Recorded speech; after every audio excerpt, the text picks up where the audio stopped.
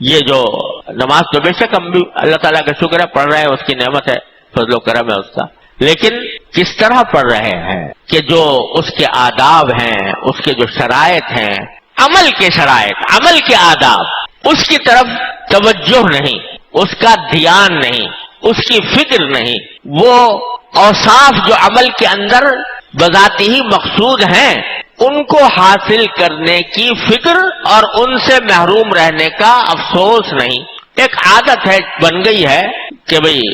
نماز کا وقت ہو گیا، چلے گئے جا کے، بس ایک مشین شروع ہو گئی چلنی اور وہ سوئچ آن ہو گیا اور اللہ اکبر کہہ کر نہ اس بات کی فکر ہے کہ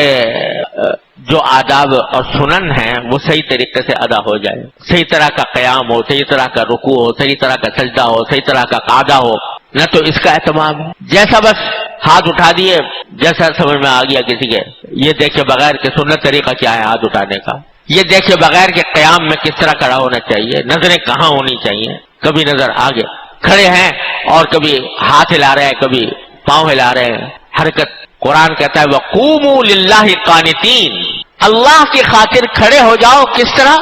کہ قانتین یعنی سکون کی حالت میں، سکون کی حالت میں کھڑے ہو۔ تو نماز میں بلا وجہ حرکت کرنا، ہر جسم کو حرکت دینا، یہ قنوت کے خلاف ہے، اور بعض مرتبہ نمازی فاسد ہو جاتی ہے۔ پتہ نہیں کثرت سے دیکھتا ہوں نمازوں کے اندر کہ لوگ جو ہیں نماز کے دوران دونوں ہاتھوں سے ٹوپی درست کر لی، دونوں ہاتھوں سے اپنے بالوں پر ہاتھ پھیر لیا، دونوں ہاتھ اٹھا کر اگر کوئی یہ کام کرے تو نمازی فاسد ہو جاتی ہے، نمازی نہیں ہوتی۔ اس لیے کہ یہ قاعدہ ہے کہ آدمی نماز کے اندر کوئی ایسا عمل کرے کہ دیکھنے والے کو یہ شبہ ہو جائے کہ آدمی نماز نہیں پڑھ رہا، کوئی بھی ایسا عمل کرے، اس کو عمل کثیر کہتے ہیں، اس سے نماز فاسد ہو جاتی ہے۔ لہذا دونوں ہاتھوں سے، میں نے کثرت سے نظر آتا ہے کہ دونوں ہاتھوں سے لوگ اپنے داڑھی کو ہاتھ لگا رہے ہیں، سر کو ہاتھ لگا رہے ہیں، یا اپنے کپڑوں کو درست کر رہے ہیں، اس سے تو نماز ہی فاسد ہو جاتی ہے۔ ایک اگر کرنا ہو، کوئی ضرورت پیش آئے بہت ضروری، تو زیادہ سے زیادہ ایک ہاتھ کو استعمال کر کے وہ ضرورت پوری کی جا سکتی ہے۔ کھجلی لگ گئی مثلا تو کھجانے کے لیے ایک ہاتھ استعمال ہو سکتا ہے، دو ہاتھوں سے اگر کھجاؤ گے تو نماز فاسد ہو جائے گی۔ اور یہ بھی فقہاء کرام نے لکھا ہے کہ ایک ہاتھ سے بھی عمل کوئی کرے نا تو بلا عذر اگر ایک رکن میں 3 مرتبہ کوئی عمل اس طرح کا کر لیا، اس سے بھی نماز فاسد ہو جاتی بلا عذر۔ اگر اس طرح ایک رکن میں یعنی قیام میں مثلا 3 مرتبہ کر لیا، سجدے میں 3 مرتبہ کر لیا تو اس سے بھی فاسد ہو جاتی۔ تو اس کا اہتمام نہیں کہ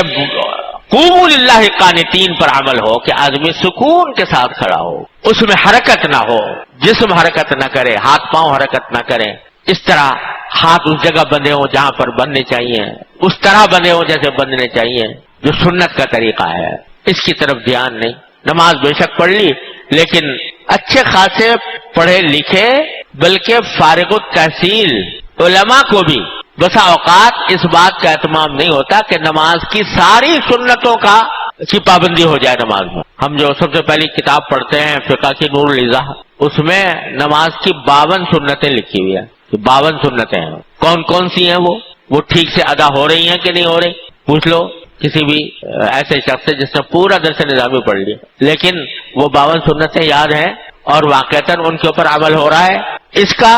دھیان نہیں آتا۔ تو خرابی یہ نہیں ہے کہ مزہ نہیں آ رہا، خرابی یہ ہے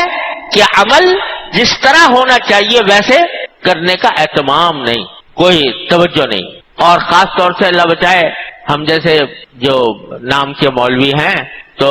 ان کو دل میں یہ خیال بھی آ جاتا ہے کہ ارے بھائی سنت ہی تو ہے، فرض واجب تو نہیں، جو فرض واجب ہو تو اگر آدمی اس کو چھوڑے گا تو نماز نہیں ہوگی، لیکن سنت اگر چھوڑ دی تو نماز تو ہو جائے گی، کچی پکی صحیح۔ یہ دماغ میں الٹی بات آ جاتی ہے۔ یا آداب کے بارے میں خاص طور پر کہ چلو آداب کے ترک پر تو کوئی گناہ ہی نہیں، کوئی ملامت ہی نہیں، اس واسطے کیا ضرورت ہے اس کا اہتمام کرنے کی۔ یہ ناقدری ہوتی ہے جس کی وجہ سے نمازیں ناقص ہو رہی ہیں۔ نماز جو اعظم العبادات ہے، افضل العبادات ہے، اہم العبادات ہے، اس کی طرف سے اتنی بے توجہی، اتنی بے التفاتی کہ بس جس طرح لسٹم پسٹم جی میں آیا کر گزرے، تو اپنے جسم کو اس طرح نہیں رکھا جس طرح رکھنا چاہیے تھا. روز دیکھتا ہوں نماز کے اندر جب قاعدے میں بیٹھتے ہیں تو قاعدے میں بیٹھنے کے لیے جو مسنون طریقہ ہے کہ آدمی جو ہے بائیں پاؤں بچھا کر اس پر بیٹھے، دائیں پاؤں کھڑا کرے اور اس کی انگلیاں قبلے کی طرف ہوں. تو سامنے کی طرف نظر آتا ہے کہ اکثر و بیشتر یوں ایک دوسرے پاؤں پر اس طرح رکھ کے بیٹھے ہوتے ہیں، کوئی دھیان ہی نہیں. اس لیے کہ اہتمام نہیں، اتباع سنت کا اہتمام نہیں. اللہ تبارک و تعالیٰ نے جس طرح نماز پڑھنے کا حکم دیا ہے اس کام کا کرنے کا اہتمام نہیں. تو خرابی وہاں نہیں کہ مزہ نہیں آ رہا، خرابی یہاں ہے کہ جو طریقہ ہے اس طرح نماز نہیں کا اہتمام نہیں ہو رہا. اگر آدمی ٹھیک سنت کے مطابق نماز ادا کرے تو خشوع حاصل کرنے کی آدھی منزل طے ہو جاتی ہے. یہ جو لوگوں کو اکثر و بیشتر شکایت ہوتی ہے، شکوہ ہوتا ہے، لوگ اس کا رونا رویا کرتے ہیں، ہم سبھی روتے ہیں کہ بھئی نماز میں ادھر کے خیالات ادھر کے خیالات دنیا بھر کے خیالات آتے ہیں اور خشوع حاصل نہیں ہوتا. یہ خشوع کے نہ ہونے کی شکایت تقریباً 100% ہے ہمارے معاشرے کے اندر کہ خشوع نہیں ہوتا. وہ کیوں نہیں ہوتا؟ پہلی منزل اس کی جو ہے وہ نماز کے افعال کو ٹھیک سنت کے مطابق ادا کرنا، یہ پہلی منزل ہے. اگر یہ پہلی منزل سر ہو جائے تو آدھا راستہ خشوع کا طے ہو گیا.